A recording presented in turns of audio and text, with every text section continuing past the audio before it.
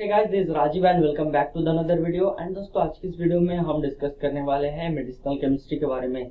तो जिन स्टूडेंट को ये सब्जेक्ट्स मेडिसिनल केमिस्ट्री पहली बार आता है उनके सिलेबस में, तो ये बहुत घबरा जाते हैं कि मेडिसिनल केमिस्ट्री में जो स्ट्रक्चर्स होते हैं, क्लासिफिकेशन होते हैं, यूजेस होते हैं, केमिकल मैकेनिज्म ऑफ एक्शन होती है, एसआर होती है, तो इन सभी को किस तरीके से पढ़ा जाए एंड आप किस तरीके से उसे समझ सके एंड आप उसे याद कैसे रख सके एंड एग्जाम में अच्छे मार्क्स कैसे गेन कर सके। तो दोस्तों आज की इस वीडियो में हम इसी टॉपिक के ऊपर डिस्कस करने वाले हैं कि मेडिसिनल केमिस्ट्री को किस तरीके से, किस इजी वे से आप पढ़ सके। तो चलिए दोस्तों आज की इस वीडियो हम शुरू करते हैं। उससे पहले अगर हमारे चैनल पर हैं तो प्लीज चैनल को सब्सक्राइब करें एंड बेल आइकन को भी प्रेस करें। तो चलिए दोस्तों आज की इस वीडियो हम शुरू करते हैं। तो दोस्तों फर्स्ट ऑफ ऑल हमें जानना होगा कि मेडिसिनल केमिस्ट्री होता क्या है। तो मेडिसिनल केमिस्ट्री यानी मेडिसिनल केमिस्ट्री यानी मेडिसिन प्लस केमिस्ट्री। तो आपने पीयूसी में एंड स्कूल लेवल में हर बार अपने पढ़ा होगा, जाना होगा कि केमिस्ट्री, तो केमिस्ट्री में ऑर्गेनिक केमिस्ट्री, इनऑर्गेनिक केमिस्ट्री आपने पढ़ा होगा। एंड इस तरीके से मेडिसिनल केमिस्ट्री एक केमिस्ट्री का एक ब्रांच है, तो जिसमें मेडिसिन एंड केमिस्ट्री का कॉम्बिनेशन होता है एंड जिसमें ऑर्गेनिक केमिस्ट्री एंड मेडिसिन का कॉम्बिनेशन होता है। तो जिसमें मेडिसिन के केमिकल स्ट्रक्चर, मेडिसिन के जो सिंथेसिस, इन सभी के बारे में एंड उसके मैकेनिज्म ऑफ एक्शन यानी ड्रग्स के स्ट्रक्चर, ड्रग्स के सिंथेसिस, ड्रग्स के मैकेनिज्म ऑफ एक्शन, उसके यूजेस, इन सभी के बारे में इसमें पढ़ाया जाता है। तो मेडिसिनल केमिस्ट्री जो कि मेडिकल रिलेटेड जो कोर्स होते हैं, तो उसी में ही मेडिसिनल केमिस्ट्री को पढ़ाया जाता है। तो जैसे फार्मेसी में मेडिसिनल केमिस्ट्री होता है, तो फार्मेसी में मेडिसिनल केमिस्ट्री में आपको सिर्फ ड्रग्स के जो ड्रग्स यानी दवाई, मेडिसिन, उसके केमिकल स्ट्रक्चर, उसके यूजेस एंड उसके मैकेनिज्म ऑफ एक्शन, इन सभी के बारे में पढ़ाया जाता है। तो मेडिसिनल केमिस्ट्री में क्या क्या होता है, तो इसी के बारे में हम देखेंगे। फर्स्ट ऑफ ऑल तो मेडिसिनल केमिस्ट्री में फर्स्ट ऑफ ऑल एक किसी भी कंडीशन या फिर डिसीज, जैसे एंटीहिस्टामिनिक ड्रग्स हो, एंटीहिस्टामिनिक ड्रग्स मैंने एग्जाम्पल लिया है।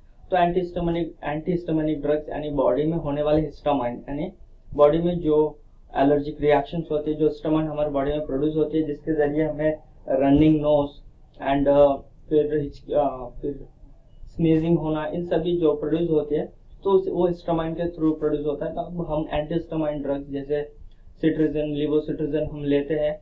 तो उसी तरह आपको एक टॉपिक, फर्स्ट ऑफ ऑल आपको एक क्लास वाइज दिया जाता है। तो फर्स्ट ऑफ ऑल हम देखेंगे, अगर हम एंटीहिस्टामिनिक ड्रग्स लेते हैं तो फर्स्ट ऑफ ऑल उसके इंट्रोडक्शन दिया जाता है, नेक्स्ट उसके डेफिनेशन दिया जाता है, नेक्स्ट जो ड्रग्स होती है उसकी केमिकल क्लासिफिकेशन दिया जाता है, केमिकल क्लासिफिकेशन के बाद वो ड्रग्स का केमिकल स्ट्रक्चर दिया जाता है, उसकी मैकेनिज्म ऑफ एक्शन, उसकी एसएआर मतलब स्ट्रक्चर एक्टिविटी रिलेशनशिप, यानी जो केमिकल ड्रग्स है, केमिकल स्ट्रक्चर्स है, उसकी किस पोजीशन में अगर हम किसी तरीके से भी छेड़छाड़ करें यानी चेंज करें, अगर हम उसके कार्बन, हाइड्रोजन एटम या फिर नाइट्रोजन, ऑक्सीजन, किसी भी केमिकल स्ट्रक्चर में थोड़ी भी चेंज कर दें, तो उसकी जो केमिकल एक्टिविटी है वो कम हो रहा है या फिर ज्यादा हो रहा है, तो इसे हम स्ट्रक्चर एक्टिविटी रिलेशनशिप या फिर एसआर कहते हैं। नेक्स्ट आपको आएंगे सिंथेसिस, यानी ड्रग्स को किस तरीके से सिंथेटिकली उसे प्रिपेयर किया जाता है एंड उसे आइसोलेट किया जाता है। नेक्स्ट आपको आता है यूजेस, यानी उस ड्रग्स को किस डिसीज में यूज किया जाता है एंड उस ड्रग्स के यूजेस के बारे में आपको दिया जाता है। तो ये था जो मेडिसिनल केमिस्ट्री के स्टेप बाय स्टेप। तो हमें जानना है इसे किस तरीके से पढ़ना है। तो फर्स्ट ऑफ ऑल आता है डेफिनेशन। तो अगर आपको किसी भी एक टॉपिक दिया जाता है यानी टॉपिक वाइज होता है, जिसमें जैसे कि अगर एंटीहिस्टामिनिक ड्रग दिया गया है, तो एंटीहिस्टामिनिक ड्रग तो उसके डेफिनेशन को आपको बहुत इंपॉर्टेंट है, उसे आपको फर्स्ट ऑफ ऑल जान लेना है। तो जैसे एंटीहिस्टामाइन, तो एंटीहिस्टामाइन मतलब होता है क्या, तो antihistamine is a class of drugs which reduce the action of histamine. तो इस डेफिनेशन को आपको बहुत अच्छी तरीके से समझना होगा कि एंटीहिस्टामाइन एक ड्रग्स है या फिर केमिकल क्लासिफिकेशन है, जो ड्रग्स है वो बॉडी में होने वाले हिस्टामाइन के एक्शन को वो रिड्यूस करता है या फिर हिस्टामाइन प्रोडक्शन को वो रिड्यूस करता है। तो फर्स्ट ऑफ ऑल आपको जान लेना है डेफिनेशन। तो डेफिनेशन के बिना आपका जो पूरा टॉपिक वो अधूरा हो जाएगा। तो आपको डेफिनेशन जानने के लिए आपको डेफिनेशन को पढ़ना होगा। डेफिनेशन अगर आपको समझ में नहीं आता है, आप डिक्शनरी का भी यूज कर सकते हैं। तो अब डेफिनेशन होने के बाद नेक्स्ट आता है क्लासिफिकेशन। तो क्लासिफिकेशन में classification based on this chemical structures होती है, based on the mechanism of action, based on the site of action. तो केमिकल क्लासिफिकेशन बहुत इंपॉर्टेंट है, आपको केमिकल क्लासिफिकेशन को याद कर लेना बहुत इंपॉर्टेंट है। तो केमिकल क्लासिफिकेशन आप अपने तरीके से याद कर सकते हैं। तो केमिकल क्लासिफिकेशन का प्रैक्टिस भी बहुत इंपॉर्टेंट है, प्रैक्टिस करना। तो केमिकल क्लासिफिकेशन जब आप लिखते हैं केमिकल क्लासिफिकेशन, तो उस क्लासिफिकेशन में अक्सर कई सारे ड्रग्स होते हैं। जैसे एक क्लासिफिकेशन में 3-4 ड्रग्स होती है या फिर 5-6 ड्रग्स होती है। तो आपको अगर किसी भी ड्रग्स आपको टफ लग रहा है, उसका नाम आपको टफ लग रहा है, तो जैसे मलेरिया में हाइड्रोक्सीक्लोरोक्विनिन एक ड्रग्स है या फिर क्विनिन एक ड्रग्स है, तो आपको हाइड्रोक्सीक्लोरोक्विनिन अगर टफ लग रहा है, तो उसमें अगर 6-7 ऐसे ड्रग्स के नाम है, तो आप उसमें से 3 या 4 याद कीजिए, तो जैसा आपके लिए इजी हो। तो नेक्स्ट उस ड्रग्स के नाम के साथ आपको उसके केमिकल स्ट्रक्चर्स भी लिखने हैं। तो मेडिसिनल केमिस्ट्री में क्लासिफिकेशन के नोट्स बनाना बहुत इंपॉर्टेंट है। तो विदाउट नोट्स आपके लिए बहुत ही टफ हो जाएंगे एग्जाम के टाइम। तो अगर आपके पास नोट्स होगा तो आप इसी तरीके से उस क्लासिफिकेशन जो है, क्लासिफिकेशन के जो क्लासिफिकेशन के नाम है, नाम के साथ उसके स्ट्रक्चर्स, तो इजी तरीके से आप प्रिपेयर कर सकते हैं, आप उसे याद भी रख सकते हैं। तो नेक्स्ट उस जो ड्रग्स के क्लासिफिकेशन भी हो गए हैं, ड्रग्स के स्ट्रक्चर भी हो गए, नेक्स्ट आता है ड्रग्स के मैकेनिज्म ऑफ एक्शन। तो मैकेनिज्म ऑफ एक्शन क्या होता है? एक क्लासिफिकेशन के एक ड्रग्स होती है, उसके जो मैकेनिज्म ऑफ एक्शन होती है वो ऑलमोस्ट सभी ड्रग्स के सेम होती है, बट सभी ड्रग्स के सेम नहीं होती है, ऑलमोस्ट सेम होती है। तो उस ड्रग्स के मैकेनिज्म ऑफ एक्शन, तो मैकेनिज्म ऑफ एक्शन मतलब वो ड्रग्स किस रिसेप्टर के थ्रू बॉडी में किस तरीके से वर्क कर रहा है, बॉडी में वो किस तरीके से रिस्पॉन्स कर रहा है, बॉडी में किस जगह पर वो एक्ट कर रहा है, तो इसे हम कहते हैं मैकेनिज्म ऑफ एक्शन। तो मैकेनिज्म ऑफ एक्शन आपके लिए बहुत ही इंपॉर्टेंट है, तो उसको आपको ड्रग के हिसाब से आपको याद कर लेना है। नेक्स्ट दोस्तों आता है एसएआर मतलब जो ड्रग्स के स्ट्रक्चर एक्टिविटी रिलेशनशिप, यानी वो जो ड्रग्स है फिर क्लास ऑफ ड्रग्स है, उसके आप अगर देखेंगे हर क्लास के ड्रग्स के जो मेन स्ट्रक्चर्स होती है वो ऑलमोस्ट सेम होती है। साइड में कुछ OH, H, CR थोड़ा पोजीशन चेंज होता है, तो उसी के हिसाब से ड्रग्स का नाम भी बदल जाता है। तो उसका मेन जो पेरेंट स्ट्रक्चर होती है वो ऑलमोस्ट सेम होती है।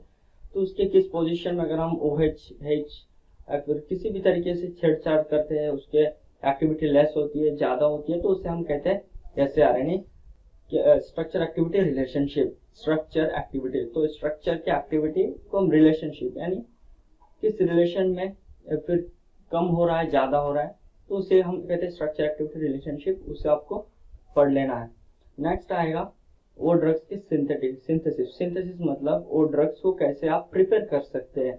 तो ड्रग्स को सिंथेटिकली कैसे प्रिपेयर कर सकते हैं, उसके लिए आपको चाहिए ऑर्गेनिक केमिस्ट्री की नॉलेज, जो कि हम फर्स्ट पीयू या फिर सेकेंड पीयू में हम पढ़ते हैं, या फिर स्कूल लेवल में भी पढ़ते हैं जो CBSE या ICSE वाले होते हैं। तो उस केमिस्ट्री नॉलेज आपको बहुत इंपॉर्टेंट है।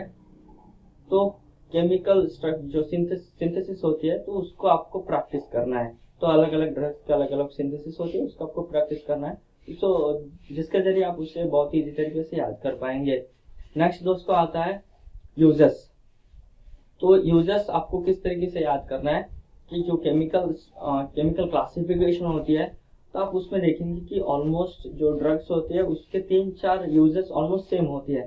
तो अगर आप किसी भी एंटीबायोटिक के बारे में देखेंगे, तो एंटीबायोटिक में आप देखेंगे कि जो सेफिक्सिम, सिप्रोलॉक्सिम, मैंने एक एग्जांपल लिया है, जैसे सेफिक्सिम, सिप्रोलॉक्सिम। नेक्स्ट कई ऐसे एंटीबायोटिक्स होती है जैसे एम्फोटेरेसिन B एंड डॉक्सीसाइक्लिन। तो ये जो सब एंटीबायोटिक्स है, उसमें देखेंगे 3-4 जो यूजेस है वो ऑलमोस्ट सेम होती है। जैसे कई सारे ऐसे एंटीबायोटिक्स है जिसमें ear infection, nose infection, ENT यानी throat infection. Next it's use for lungs infection, it's use for urinary tract infection. तो ऑलमोस्ट कुछ ऐसे ड्रग्स जो है उसके 3-4 ऐसी यूजेस सेम होती है। तो आपको उस जो ड्रग्स में जो यूजेस आपको इजी लगे, तो वो आपको बहुत ही अच्छी तरीके से याद कर लेना है। एंड कुछ ऐसे ड्रग्स होती है तो जिसमें स्पेसिफिक उसके यूज होती है। एंड नेक्स्ट जो ड्रग्स में उसके कुछ साइड इफेक्ट्स भी होती है, तो उस साइड इफेक्ट्स को भी आपको याद कर लेना है। अब हम बात करेंगे दोस्तों एग्जाम में किस तरीके से पूछा जाता है क्वेश्चन, तो जिसके थ्रू आप बहुत ही इजी तरीके से आप आंसर कर पाएंगे। तो एग्जाम में ऑलमोस्ट अगर हम मेडिसिनल केमिस्ट्री की बात करेंगे तो जिसमें फर्स्ट ऑफ ऑल किसी भी क्वेश्चन में आपको फर्स्ट ऑफ ऑल डेफिनेशन पूछा जाता है। डेफिनेशन के बाद नेक्स्ट किसी भी ड्रग की डेफिनेशन के बाद नेक्स्ट क्वेश्चन में आपको इस तरीके से पूछ सकते हैं कि एक क्लासिफिकेशन लिखिए विद स्ट्रक्चर। नेक्स्ट किसी भी क्लासिफिकेशन या फिर ड्रग्स के एसआर के बारे में लिखिए एंड स्ट्रक्चर के साथ यूजर्स भी लिखिए। तो इस तरीके से आपको क्वेश्चन पूछा जाता है, यानी मेन उसमें definition, chemical classification, structure, users, mechanism of action and structure activity relationship. तो अगर आप इन सभी जो टॉपिक्स है आप इसे स्टेप बाय स्टेप पढ़ लेंगे तो आपको बहुत ही इजी होगा। तो इस मेडिसिनल केमिस्ट्री में इसके अलावा कुछ होता नहीं है, तो जिसमें main definition, chemical classification, structure, synthesis, mechanism of action and users, ये बहुत ही इंपॉर्टेंट है।